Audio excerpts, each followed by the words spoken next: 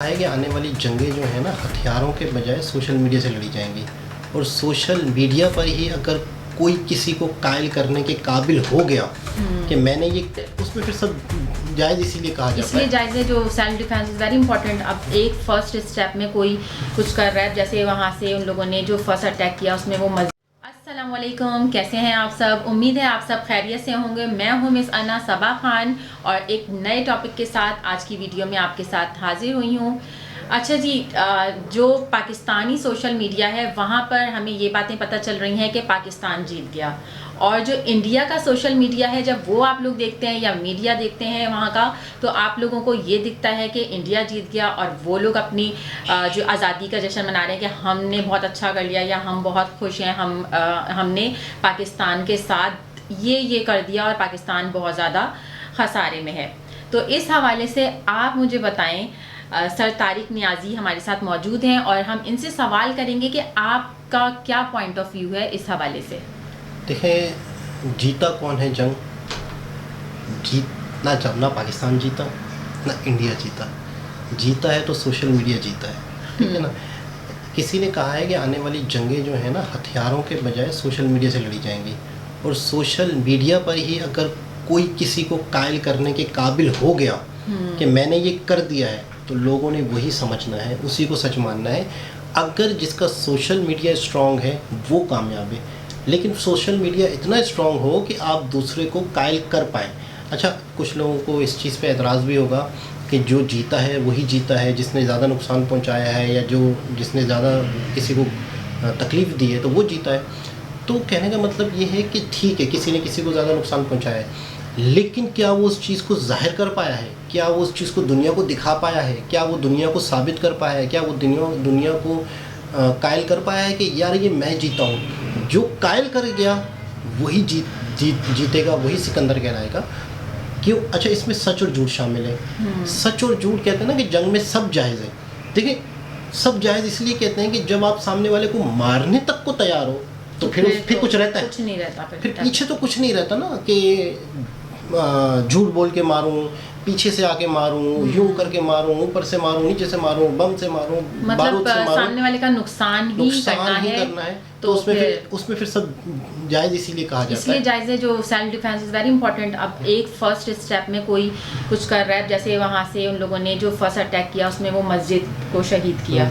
इसी तरीके से जब एक फर्स्ट अटैक हुआ तो उसका सेल्फ डिफेंस करना बहुत ज़रूरी था, तो यहाँ से भी सेल्फ डिफेंस हुआ और उसमें काफ़ी हद तक अल्हम्दुलिल्लाह जो पाकिस्तानी आर्मी है उन लोगों ने जो किरदार अदा किया है वो बहुत काबिल तारीफ़ है। और मतलब हम लोग मेंटली सुकून में थे और दुआएं कर रहे थे। लेकिन ये चीज़ है कि इंडिया एक बहुत बड़ा देश है, बहुत बड़ा कंट्री है। पाकिस्तान उसके मुकाबले में कम है। उनकी आर्मी बहुत बड़ी है, पाकिस्तान की आर्मी इतनी बड़ी नहीं है। तो उसके मुकाबले में अगर देखा जाए तो पाकिस्तान बहुत स्ट्रॉन्ग पोजीशन पे रहा है उस मुकाबले में। माशाल्लाह से अगर आप अपने से 10 गुना ज़्यादा बड़े ताकतवर से लड़ते हो और मुकाबला बराबरी का करते हो, और जब मतलब ये इंडिया के स्पोक पर्सन से भी पूछा गया है कि आप लोगों के ये जहाज़ गिरा दिए गए हैं, राफेल तैयार है। अच्छा, ये बहुत बड़ी खबर है। तो उस पर उन्होंने ये कहा कि नहीं गिराए गए, ये नहीं कहा।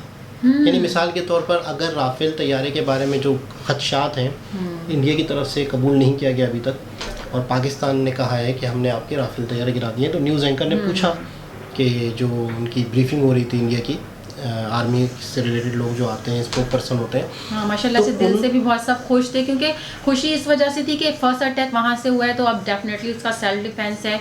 और जब हुकूमत ने ये किया और आप जब डिफरेंट प्रोसेस हुए उसके बाद आहिस्ता आहिस्ता करके फिर डिसीजन ये लिया गया कि सीज़ फायर का डिसीजन लिया गया। वो भी आई थिंक किसी के कहने पर, किसी और कंट्री के कहने पर हुआ है, अमेरिका के कहने पर। अच्छा, तो मैं राफेल तैयारे के बारे में बात कर रहा था कि राफेल तैयारे के बारे में इंडियन स्पोक पर्सन ने ये नहीं कहा कि हमारे राफेल तैयारे नहीं गिराए गए। ये कहा कि राफेल तैयारे गिराए गए हैं या नहीं गिराए गए हैं, या किसने किसी मतलब उनका जो सोशल मीडिया या मीडिया है ना, बहुत सारी चीज़ों को हाइड करके और फिर वो इस तरीके से सामने पेश कर रहे हैं, बैड वर्डिंग भी यूज़ हो रही है और इस तरीके से पेश कर रहे हैं जैसे सिर्फ पाकिस्तान का ही नुकसान हुआ है, पाकिस्तान ही तबाह बर्बाद हो गया और इंडिया में कुछ नहीं हुआ। वो लोग ऐसे बिहेव कर रहे हैं वहाँ के सोशल मीडिया पे। नहीं, उनका इस आर्मी स्पोक पर्सन की मैं बात कर रहा हूँ। अच्छा। तो उन्होंने ये कहा कि हमारे राफेल तैयारे गिराए गए हैं या नहीं गिराए गए हैं ये बात मायने नहीं रखती, मायने ये रखता है कि हमने उनको टोटल कितना नुकसान पहुंचाया। यानी मिसाल के तौर पे एक शख्स अपनी बात को डिनाई नहीं कर रहा,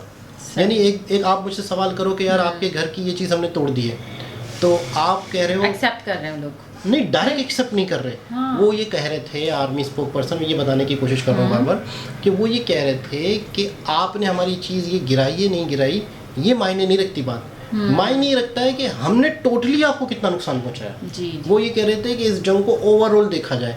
राफेल तैयारे के बारे में इसलिए भी नहीं कहा गया कि राफेल तैयारे फ्रांस से ख़रीदे गए हैं तो उसकी जो पीक है, उसकी जो एक हाइप है वो गिर जाती है और इंटरनेशनल मार्केट में उसके रेट गिर जाते हैं, कोई ख़रीदेगा नहीं। तो फिर वो देश जो है फ्रांस जो है फिर आने वाले वक्त में कई कंट्रीज़ जो हैं वो अपने तैयारे अपनी इस तरह की चीज़ें इंडिया को नहीं देंगे। वो इसलिए नहीं देंगे कि इंडिया के पायलटों ने या इंडिया ने उसको सही तरीके से इस्तेमाल नहीं किया और वो गिरा दिए गए हैं पाकिस्तान की जानिब से, तो ये हमारे तैयारों की और हमारी मतलब कि बेइज्जती है। और वो चाइना के जो इतने मीम्स और इतने शॉर्ट्स बन रहे हैं उसमें वो लोग अपने गाने बना रहे हैं, खुश हो रहे हैं, वो वाला सीन क्या है? वो मैं वही वाली बात दोबारा से कर दूं कि जिसका सोशल मीडिया जितना स्ट्रांग है, पाकिस्तानी मीम्स बनाने में सबसे आगे हैं। बाकायदा कई इंडियंस एनालिस्ट ने बिल्कुल खुल के बताया कि पाकिस्तानी कौम बिल्कुल समझ से बाहर है कि इन हालात में भी, इस कंडीशन में भी मीम्स बना रहे हैं, एंजॉय कर रहे हैं, खुश हैं। तो सोशल मीडिया पाकिस्तान अल्लाह तवक्कल वाली सिचुएशन है ना कि वो शहीद होने के लिए तैयार है सब। तो ऐसे कई मैंने इंडियन चैनल्स की बात सुनी है कि वो बाकायदा ये कह रहे हैं कि पाकिस्तानी स्ट्रॉन्ग हैं सोशल मीडिया में। इसको सोशल मीडिया को पॉजिटिव समझ लो या नेगेटिव समझ लो, एक तो होता है ना प्रोपेगेंडा और एक होता है सच न्यूज़ बताना। तो बाकायदा इंडियंस भी कह रहे हैं कि हम इस पे भी फोकस करते हैं, हम अपना सोशल मीडिया भी बहुत स्ट्रॉन्ग करते हैं जितना स्ट्रॉन्ग पाकिस्तान का है। तो इस तरह से अगर समझा जाए तो पाकिस्तान शायद सोशल मीडिया के हवाले से बाजी ले गया शायद। ये तो बहुत ज़बरदस्त बात है कि जो है ना पाकिस्तान ने जो अभी रिसेंटली जो सारी वीडियोस चल रही थी वो सबने देखी, बहुत दिल खुश हो रहे थे कि आर्मी ने सब इस तरीके से किया है। लेकिन फिर भी एंड में जो है ना यही जो एक इंसानियत के लिए जो फैसला होना चाहिए वो आप क्या कहेंगे? ये जंग होना तो बिल्कुल हम लोग सोच रहे थे जंग होनी ही नहीं चाहिए, हम ये सोच रहे थे क्योंकि उससे नुकसान जो थोड़ा भी नुकसान हुआ है वो भी अभी जिस तरीके की कंडीशन है वो भी बहुत ज़्यादा बड़ा ही समझा जाएगा। बिल्कुल ऐसा ही है कि कोई भी शख्स जो अक्ल और शऊर रखेगा, जज्बात से हट के सोचेगा तो यही सोचेगा कि नहीं होना चाहिए, जंग नहीं होनी चाहिए, किसी का नुकसान नहीं होना चाहिए। तो बस यहीं से हम इस वीडियो को एंड करते हैं। उम्मीद है आगे आने वाले वक्त में इस टाइप की कोई सिचुएशन नहीं हो क्योंकि जंग जो है वो दोनों मुल्कों के लिए ख़तरे का बाइस है। उम्मीद है आप लोग दुआ में याद रख रहे होंगे। चलें, अल्लाह हाफिज़।